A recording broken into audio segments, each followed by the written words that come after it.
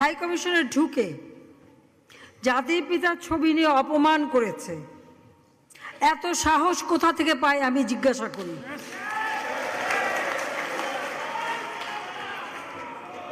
আমি জানি না আমাদের হাই কমিশনার এখন কারা বসেছিল এবং তারা সেখানে কিছুই করতে পারলো না কেন, সেটাও বড় প্রশ্ন।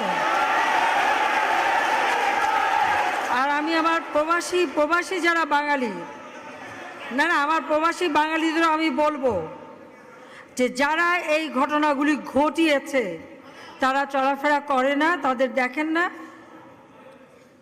যে হাত দিয়ে জাতির পিতার ওই ছবি নিয়ে তারা ভেঙেছে, তাদের যা উপযুক্ত করা উচিত সেটা করতে হবে। কারণ জাতির পিতার নাম মুছে ফেলার চেষ্টা করা হয়েছিল, তো তারিখ যেহেতু দূরের কথা, ওর বাপ তো চেষ্টা করেছিল এই নাম মুছতে, ওর বাপও চেষ্টা করেছে, মাও চেষ্টা করেছে। তারা কি পেয়েছে নাম মুছতে?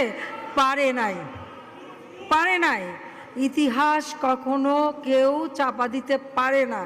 আর জাতির পিতা তার 7 মার্চে ভাষণে বলে গেছে যে বাঙালিকে কেউ দাবায় রাখতে পারবে না, পারে নাই দাবায় রাখতে। তা আজকে এত বড় দুঃসাহস হয়ে যায়।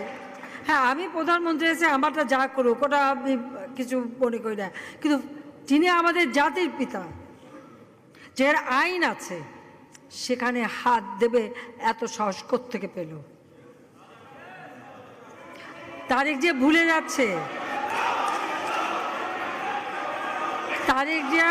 যাচ্ছে যে তার মা দুর্নীতি করে জেলে গেছে।